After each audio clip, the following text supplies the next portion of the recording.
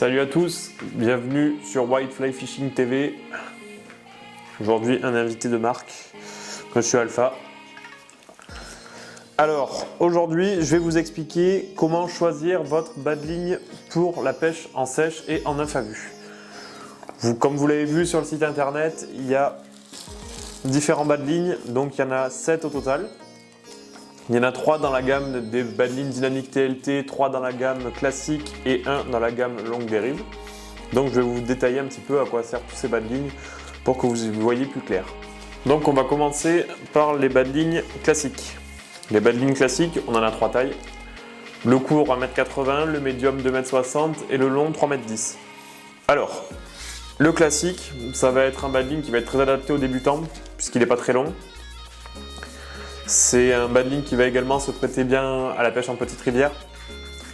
C'est un bas de ligne que j'utilise sur des soies DT 3, 4, 5 ou WF 3, 4, 5. Sur ces bas de ligne, que ce soit le court, le médium ou le long, je mets toujours une pré-pointe en 14 ou 16 centièmes de environ 40 cm. Du 16 quand j'utilise des pointes en 12 ou en 14 et du 14 quand j'utilise des pointes en 11 ou en 10. Donc, ensuite on a le classique médium, ça va être un petit peu le passe-partout, il fait 2m60, ça va vous permettre de pêcher à peu près tout type de rivière. On va dire toutes les rivières qu'on trouve majoritairement en France, c'est-à-dire les moyennes rivières qui font un petit peu plus de 15 mètres de large. C'est un bas de ligne qui pose très propre, qui s'étend très bien, c'est pas très difficile à lancer. Ça permet de faire un petit peu de nymphe à vue, ça permet de faire de la pêche en sèche et surtout d'avoir une longueur qui est assez confortable. Généralement, sur ce bas de ligne-là, on couple une pré-pointe de 40 cm et une pointe qui dépasse un petit peu le mètre. Donc on se retrouve avec un ensemble total du bas de ligne plus pointe qui est compris à peu près à 4 mètres. Donc ça fait une canne et demie environ si vous utilisez une 9 pieds. Et ensuite, on arrive sur le classique long. Donc là, c'est sur des pêches de poissons un petit peu plus difficiles. Où il faut allonger, être beaucoup plus discret, avoir l'impact de la soie qui est reculé par rapport au poisson. Donc là, on a 3,10 m de bas de ligne sur lequel on va ajuster environ 2 mètres de pointe et de pré-pointe. Donc là, on va se retrouver avec un ensemble qui fait quasiment 2 cannes de soie plus bas de ligne.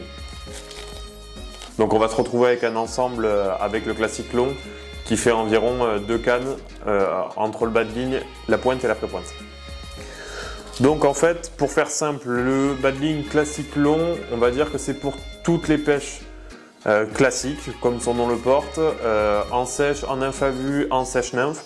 Ces 3 bas de ligne là vous permettent de couvrir petite, moyenne, grande rivière. Vous avez du débutant au confirmé. Les débutants, axez-vous plutôt sur le court et le médium. Les confirmés, vous pouvez plus aller sur du bas de ligne long. Tous les bas de ligne sont montés avec des micro-boucles. Afin d'éviter de consommer trop de bas de ligne, en fait, vous avez qu'à accrocher votre pré-pointe sur la micro-boucle et ensuite nouer votre pointe. La plupart du temps, quand vous allez casser soit sur un poisson, soit dans les branches, ça se fera au nœud de raccord entre la pré-pointe et la pointe. Comme ça, votre bas de ligne, vous le conservez. Votre bas de ligne, je vous conseille toujours, avant chaque session, de le redresser un petit peu en l'échauffant, soit en le frottant sur un jean, soit une chambre à air à vélo, soit un outil spécialisé. Et surtout, à chaque fois que vous commencez une partie de pêche, changez bien votre pré-pointe et votre pointe. Le fil, je le répéterai jamais assez, le fil de pointe c'est du consommable. Il faut vraiment le changer parce que c'est vraiment la dernière barrière en fait entre vous et le poisson. Donc si vous avez des fils qui sont un petit peu abîmés par vos précédentes sorties ou parce qu'ils ont pris un petit peu les UV, tout ça, il faut vraiment les changer. Les bas de ligne, c'est des diamètres assez importants donc on n'a pas besoin de les changer, ça tient quand même relativement bien dans le temps.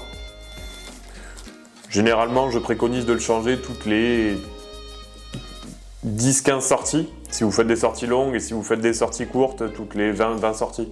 Généralement, ce que je fais, bon moi, étant donné qu'on l'utilise beaucoup avec les stagiaires, j'en change quasiment une fois par semaine, mais je dirais que pour un pêcheur amateur classique qui veut se faire plaisir à la pêche, il faut le changer quasiment 2 fois par an, peut-être un peu plus selon votre fréquence de pêche. Voilà. Toujours afin d'avoir la présentation la plus belle possible, la plus souple et éviter tout ce qui est micro-dragage superflu, tout ça. Ensuite, on va passer au bas de ligne dynamique TLT. Donc ça, c'est des bas de ligne qui sont inspirés par nos amis italiens. C'est des bas de ligne qui ont une dégressivité beaucoup plus forte. C'est-à-dire qu'on va avoir les parties de nylon fort qui sont beaucoup plus longues que les parties de nylon courtes. C'est des bas de ligne qui vont augmenter votre précision, qui vont faciliter les effets que vous allez pouvoir faire avec vos mouches. Vous avez 3 tailles. À nouveau, le court, le médium, le long, 2,95 m, 3,40 m, 3,80 m. Donc ça, c'est des bas de ligne qui vont être très efficaces en sèche comme en nymphe à vue, et également en sèche-nymphe. C'est plutôt vraiment destiné à de la sèche et à de la nymphe à vue. Donc comme je vous le disais, c'est des bas de ligne qui sont très précis, très dynamiques. Le seul point négatif de ces bas de ligne, c'est que vu qu'ils sont très précis et très dynamiques, ils pardonnent très peu les erreurs. Donc je déconseille fortement ces bas de ligne aux débutants.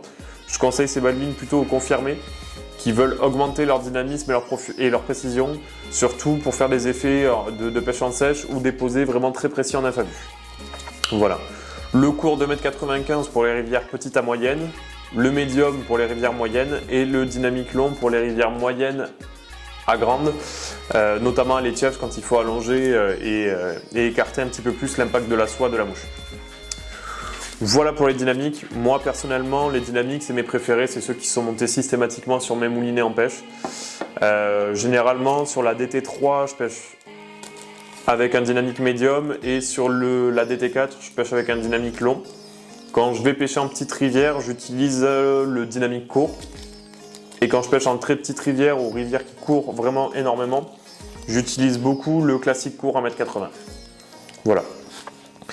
Et pour finir, là cette saison, il y a la pêche des ombres en seconde catégorie, la pêche d'automne. Là, pour cette pêche-là, j'utilise un bas de ligne spécifique que j'appelle le bas de ligne longue dérive.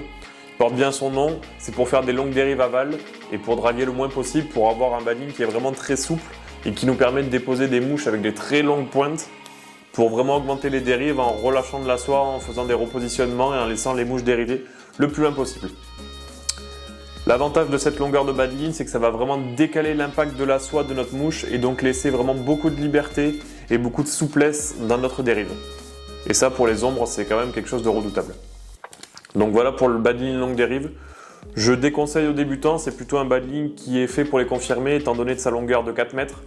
Pour l'étendre comme il faut avoir une certaine gestuelle de lancer acquise. Donc c'est plutôt un bas de ligne qui va être destiné aux confirmés. Voilà, j'espère avoir répondu à vos différentes interrogations sur comment choisir votre bas de ligne sur la boutique. Donc ça, on a présenté les bas de ligne qui sont utilisés pour la sèche, la nymphe à vue et la sèche nymphe. Et dans la prochaine vidéo, je vais vous parler de comment choisir votre bas de ligne pour la pêche en nymphophile. Je vous souhaite une très bonne journée, j'espère que cette vidéo vous aura plu. N'hésitez pas à poser vos questions en commentaire juste ici. Et je vous dis à très bientôt pour une prochaine vidéo sur Wild Fly Fishing TV.